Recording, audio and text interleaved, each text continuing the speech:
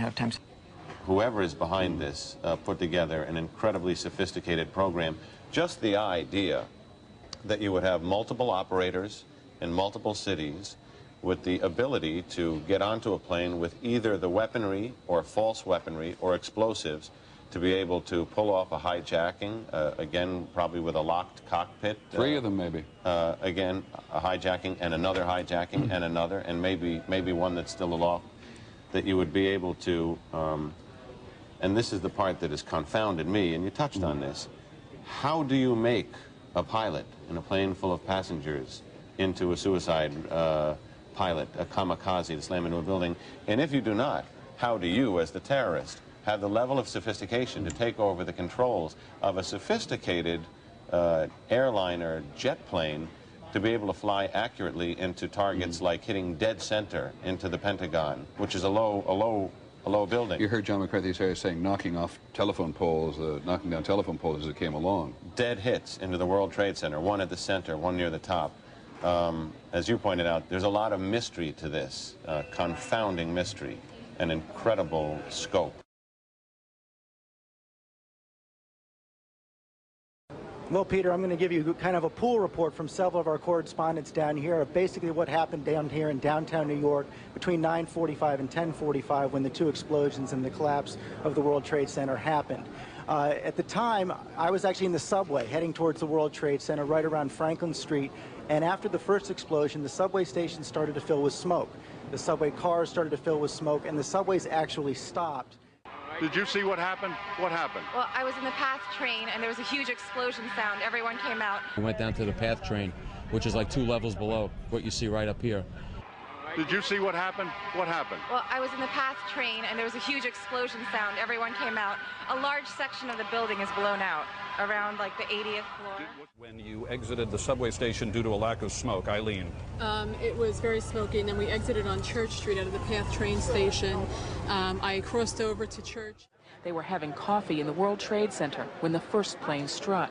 And all of a sudden it sounded like, I don't know where the subway is, but it sounded like a subway collision, a bomb, and it was just pounding, boom, boom, boom, and I literally thought the subway had exploded and all the cars were fixing to land on top of us. It was so loud. In Tower 1, the North Tower of the World Trade Center, Matt. And actually, when we came out on the stairs, there was a lot of devastation in the lobby. I was entering the building on the lobby level. I was in the revolving doors when the plane hit the building. David Dre worked in number 1 World Trade Center. One of the elevators, I think, came crashing to the lobby level, and all this debris came flying out of it. And a fireball emerged from the elevator lobby and was coming toward me. It just went ba-boom. It was like a bomb went off, and it was like holy hell coming down them stairs. And then when we finally got to the bottom, they were coming out on a mezzanine level there, and another explosion came right from it. Just everything went flying right in front of me. Everything just went boom. I was standing next to One World Trade Center, and then all of a sudden I heard rumbling, and we all started running away from it. The glass like blew out and threw me onto the sidewalk, and I couldn't see for like 20 seconds. Bottom elevator, the glass just flames exploded out the front of the World Trade Center. Glass flew everywhere.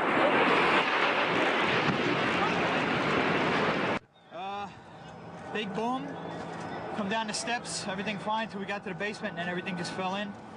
I got trapped under there with another guy, crawled out, kept getting hit in the head, had bags floating around. Finally, we clawed our way out over the rubble. Yeah. Come on down. We did all right. All right, way to be, Tom. Let's go. Witnesses spoke of how eerily calm the survivors, even the injured, appeared to be. And all of a sudden, it was this big explosion. I don't know if it's just like what you just seen. That's what we went through before we came out of the building. Then when we get out the building, then another smoke cloud came. We had to go through that smoke cloud again. We saw a shadow. It looked like a plane. Next thing we know, it was boom, boom, and the floor started shaking. And then we saw debris fall down. And next thing we know, we had to get out of the building. We stuck on the stairs for a while. We finally got down to the lobby. Then we get to the lobby, it was this big explosion. So I was real lucky. I don't know what happened to the people behind me when that blast occurred. I asked him what happened. What was amazing about his story was that he was in the lobby of World Trade Center 1 when the first plane hit. And when the debris started coming down, he went back to go into the building to protect himself and was in the revolving doors going back in off West Street when he looked up and a fireball came flying out, I guess from the elevator shafts, that's what he seemed to believe, and blew out all the windows and threw him back onto the street, and obviously, you know, in a fire flash, seared all his skin. She's able to hear me. Hillary, I gotta go. They're pulling him away. And let me tell you what's happening. They're pulling him away. They're taking away Lieutenant Sam Esposito, quickly. They just was an off-duty officer just now. Ladies. Papers a block away, came running out of the office when he saw what was happening, and has told us a very compelling story. We were trying to get him on tape. He really should not have been out of the hospital, but said he actually needed a cup of coffee, and that's why he walked out. But his story was that he ran in. He went into the daycare center, which really hasn't been mentioned very much, on the second floor of one of the World Trade Center buildings.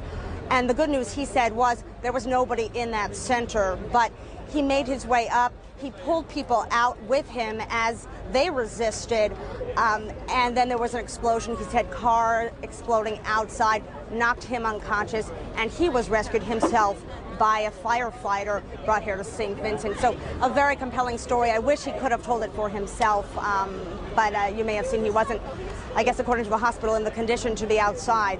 Back to you. I actually, just to clear things up, I wasn't in the building. I was in the World Financial Center, which is directly behind it. Anything else you know that you'd like to add? Just as I was coming out of the building, I heard somebody sort of ushering people away, and they were saying, you guys got to get out of here, it's a bomb. Many thanks, Lindsey Grimm.